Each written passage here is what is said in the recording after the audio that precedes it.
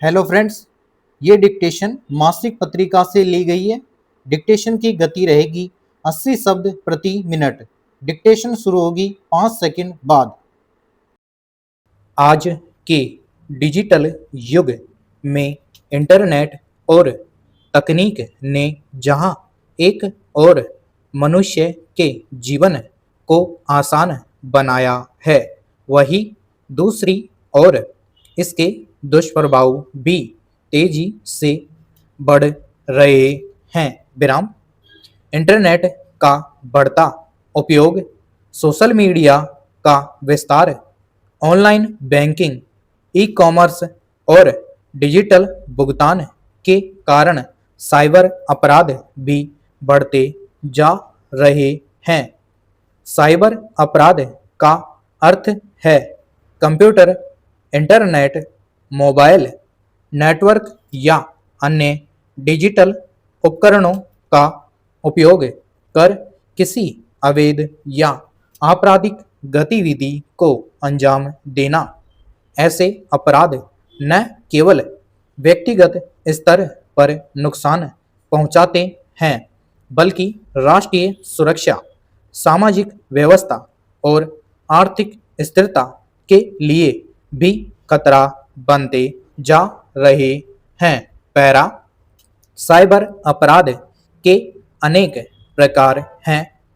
इनमें सबसे सामान्य है हैकिंग, जिसमें किसी व्यक्ति या संस्था के कंप्यूटर सिस्टम में अनधिकृत प्रवेश कर डाटा चुराया जाता है या नुकसान पहुंचाया जाता है। इसके अलावा cyber stalking, email fraud, online धोखाधड़ी, बैंकिंग फ्रॉड, पहचान की चोरी, वायरस अटैक, साइबर बुलिंग और सोशल मीडिया अपराध जैसे अपराध भी बढ़ रहे हैं। आजकल ऑनलाइन शॉपिंग साइट्स और मोबाइल ऐप्स के जरिए भी ठगी के मामले सामने आ रहे हैं, जिनमें नकली वेबसाइट या लिंक के माध्यम से लोगों से पैसे वसूले जाते हैं।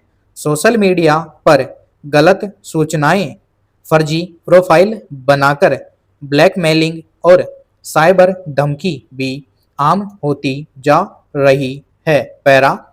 भारत सरकार ने साइबर अपराधों को रोकने के लिए कई कानून बनाए हैं।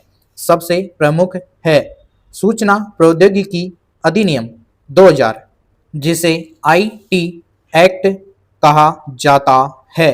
इस कानून के तहत हैकिंग, डेटा चोरी, पहचान की चोरी, अश्लील सामग्री का प्रसार और अन्य डिजिटल अपराधों के खिलाफ कड़ी सजा का प्रावधान है। इसके अलावा भारतीय दंड संहिता के अंतर्गत भी कुछ धाराएं लागू होती हैं, जिनके माध्यम से साइबर अपराधियों को सजा दी जा सकती है। सरकार ने साइबर क्राइम सेल और राष्ट्रीय साइबर अपराध रिपोर्टिंग पोर्टल भी स्थापित किया है, जहां पीड़ित ऑनलाइन शिकायत दर्ज कर सकते हैं। साइबर अपराधों से बचाव के लिए नागरिकों को भी सतर्क और जागरूक रहने की आवश्यकता है। पैरा। सबसे पहले किसी भी अज्ञात ईमेल, लिंक, वेबसाइट या मोबाइल ऐप पर क्लिक करने से पहले उसकी जांच करना चाहिए। बैंक से जुड़े संवेदनशील जानकारी जैसे पासवर्ड, ओटीपी, डेबिट/क्रेडिट कार्ड नंबर कभी भी किसी से साझा नहीं करनी चाहिए। सोशल मीडिया पर अपनी निजी जानकारी को सार्वजनिक करने से बचना चाहिए और गोपनीयता सेटिंग्स को मजबूत बनाना चाहिए।